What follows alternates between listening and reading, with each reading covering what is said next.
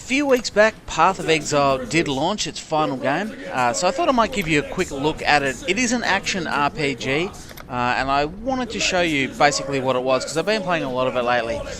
What you're looking at here is there are three main game modes: Standard, Domination, and Nemesis. And basically Nemesis is a hardcore type mode, but you can also just tick hardcore on Standard, as you can see. I'm actually going to choose Nemesis, and it's not because I'm a pro at the game or anything like that, but if your hardcore character dies, you can't respawn within hardcore or within that Nemesis game mode. But it does automatically become a standard character, so I think that is pretty cool.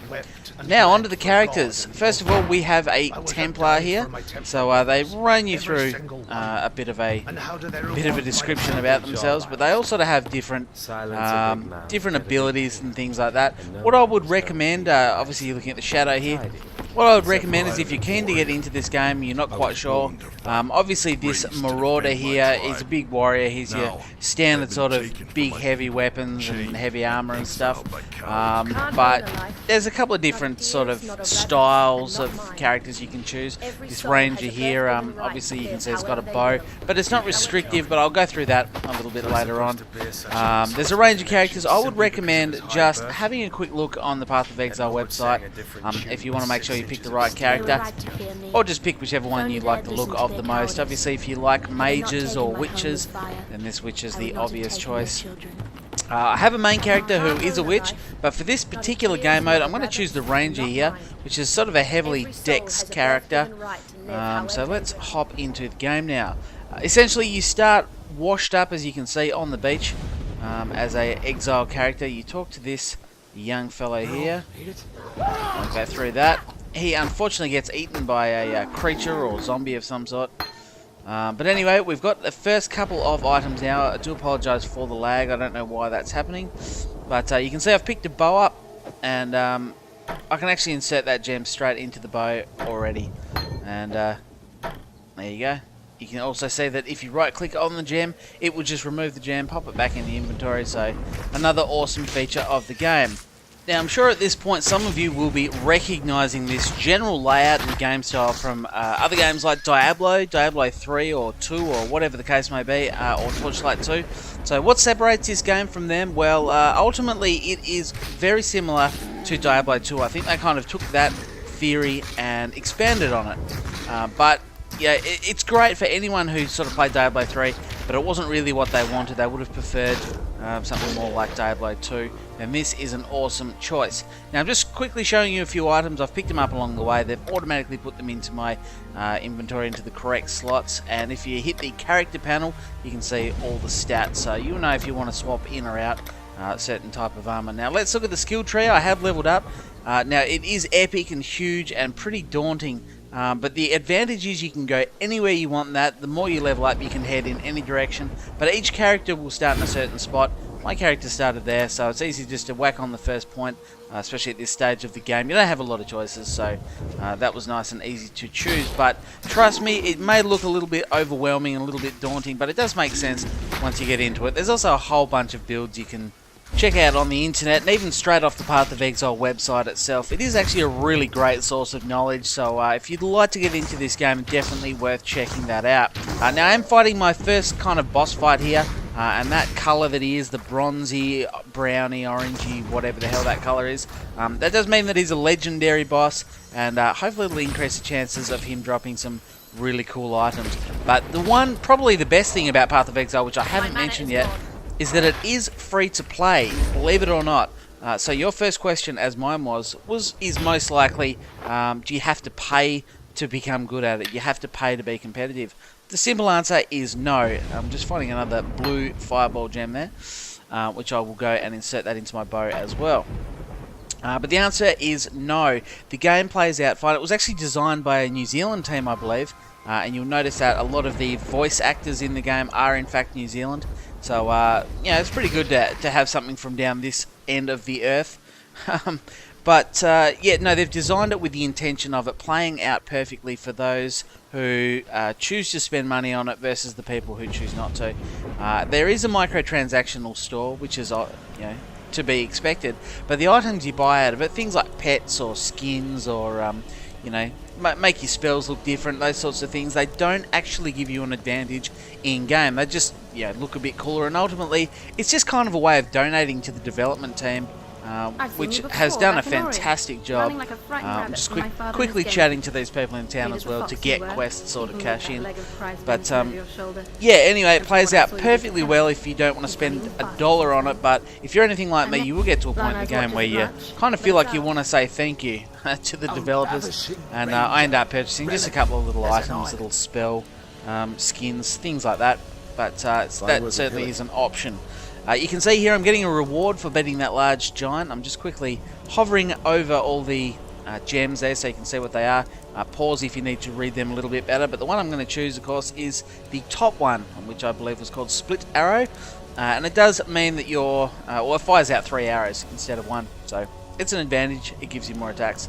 Now, probably the most interesting thing is there is no... well, the currency, there's no cash. You don't sell items for cash. I'm going to sell all this crap I picked up before. And you'll notice what I'm getting given in return is a scroll and a portion of the scroll. And that's how the game works. You sell items, but you kind of get useful different things. Now, it does go on throughout the game, so I'm not going to cover that off too much. It is interesting that there is no cash, though, and it works surprisingly well. Now, I was able to put that gem in my boots. Believe it or not, it doesn't matter where you have the open socket. I had an open green socket there for that gem, so I was able to put it in, and I now have that spell available to me. You can see I've just clicked through 4 tabs of stash, which comes standard. You can purchase more stash tabs from the microtransactional store. Now, I have been playing a lot of this game lately. I really do enjoy it. It's kind of taking up my life, which is always a good sign that it is a great game. But, you know, I'd love to put some more of this up on the channel. I just leveled up there, by the way. That's what that big flash was. I'm keen to put some of this up on my channel because I am spending so much time playing it. But I want to make sure that you guys are keen, so do leave a like or leave a comment in the comment section saying you would like to see more Path of Exile videos. I'll probably put a couple up just to see how they go. But, yeah, anyway... Again, let me know that you're interested because it is a great game, and also you should go and pick it up because it's free. Hell, if you don't like it, you can just uninstall it and be done with it, especially if you've always sort of wanted to try Diablo. Now what just happened there is I leveled a gem up. There was a green circle about me. I'm just going to quickly show you what you use those scrolls for. So I've just identified that item. It is a magic item, so even though there's less slots, it's probably the better alternative, and I'm actually going to whack that in. But I'll show you these gems there. You can see a couple of them leveled up at the side. I've hovered the mouse over them. Again, if you want to read all of that, just hit pause on the video. Now, the gameplay you've been watching has all been taken from the first sort of 30 or 40 minutes of the game when you first start up. So this is exactly what you can expect. I will actually flip over at the end of this video to my current sort of ongoing character, who's about level 35, so a lot further through. It's actually a witch. Playing as a witch. I usually use it with a couple of friends, but I want to show you that so you can see a little bit of the later game footage and also sort of where I've built my character up to, or I guess I'd like to show you where I've got that character up to. But before I do that, I will quickly go back into town and better explain how these gems work. So I've actually got an Orb of Alchemy there, which can turn a regular item into a rare item. But anyway, let's say for argument's sake I wanted to swap these bows over. But needed to move the gems. I'm able to just right click on one, pop it straight in my helmet as you saw, remove the other gem and put it in the open socket of this bow. So it's really easy because you do level those sockets, or you level the gems up. So you don't want to lose those gems, and you certainly don't want them to be destroyed just because you got a better item. Now I don't actually want to keep that, so I'm just going to quickly swap the gems back over into this original bow. But yeah, it's that easy, which I think is a great feature of the game, and something you certainly can't do in Diablo or I believe Torchlight 2. So another advantage to Path of Exile. I'll just quickly show you as well down the bottom here that you can put whatever spell into whichever mouse button. You got the 3 mouse buttons at the top and then your quirt down the bottom, and you can set them to whatever the hell you want, which I've done there. Now moving to my current character. Now she's only level 35.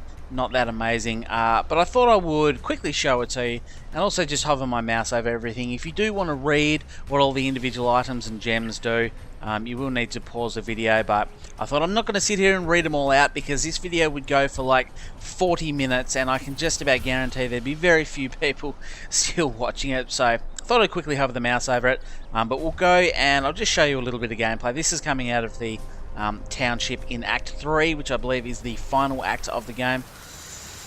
And this is a little bit of gameplay. What you'll see here is I use a spell called Incinerate, which is that blue triple thing you're seeing there, not those falling fireballs. And they do actually start out red, but I actually purchased from the microtransaction a skin to make it look blue. It doesn't give me any advantage, but I feel like I've helped support the game. Anyway, that is the end of this video. Hopefully you found it interesting or useful. Leave some comments in the comment section below. I'd love to hear your thoughts, especially on me putting some more up. Anyway, thanks for watching, guys, and I'll talk to you next time.